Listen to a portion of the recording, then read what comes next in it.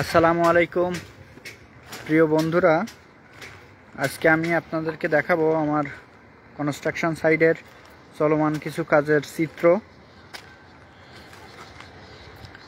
যে দেখতে পাচ্ছেন এখানে কলম বাঁধার কাজ চলতেছে, কলামের রিং বাঁধার কাজ হচ্ছে।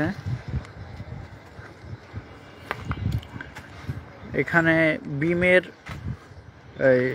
রড বাঁধতেছে, অর্থাৎ সিঁড়ির যে ল্যান্ডিং বিম আছে এখানে বিমের রড বাঁধার কাজ হচ্ছে, রিং বাঁধার কাজ হচ্ছে।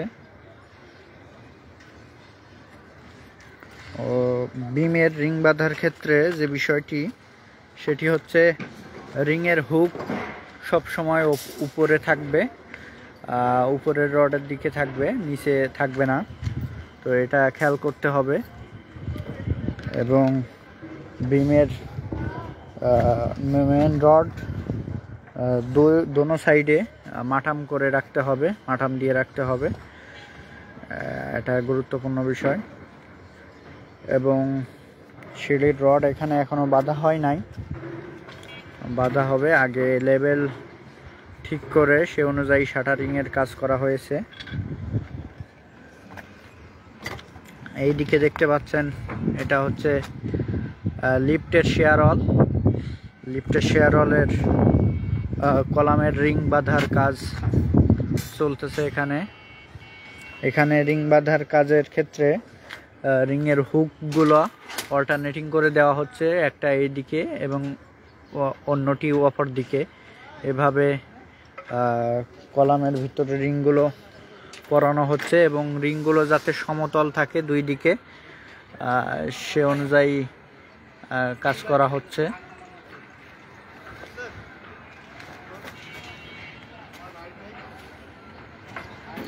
এই যে এখানে আরো একটি কলামের রিং বাঁধার কাজ চলতেছে, দেখতে পাচ্ছেন। কলামের রিংগুলো দুই সাইড সমতল আছে এবং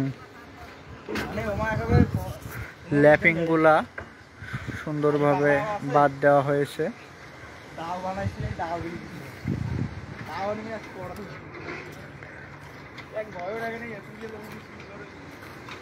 কলামের কাস্টিং করার পর থেকে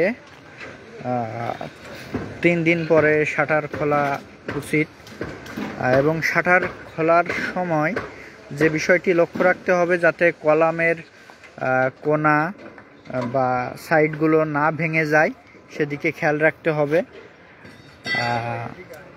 এবং যত দ্রুত সম্ভব কিউরিংয়ের জন্য সালার বস্তা অথবা পানি ধরে রাখে এমন কিছু দিয়ে কলামের গায়ে পেঁচিয়ে দিতে হবে কিউরিংয়ের জন্য। আমরা এখানে কম্বল ব্যবহার করতেছি, কম্বল দিয়ে কলামের সারফেসগুলোকে আবৃত করতেছি যাতে বেশিক্ষণ পানিটা ধরে রাখতে পারে এবং কলামে প্রপারলি কিউরিং হয়।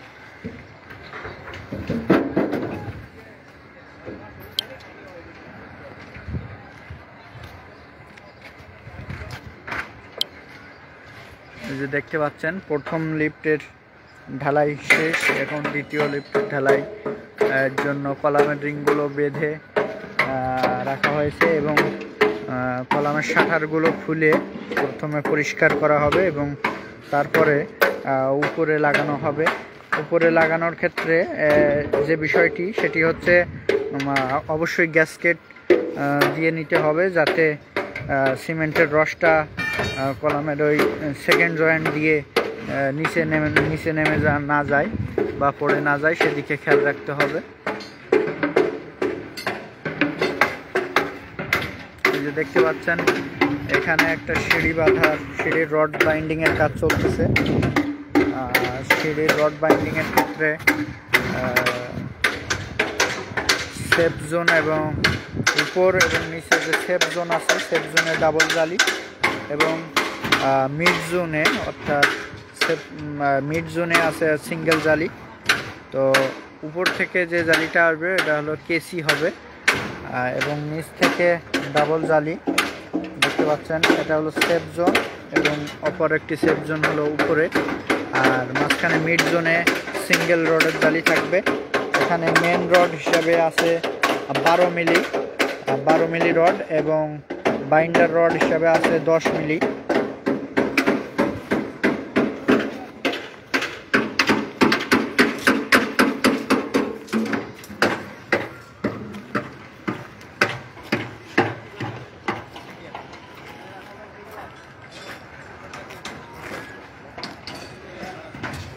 তো সকলকে ধন্যবাদ। আমি চেষ্টা করলাম আমার সাইডের কাজের কিছু চিত্র আপনাদের সাথে দেখানোর জন্য, আপনাদেরকে দেখানোর জন্য।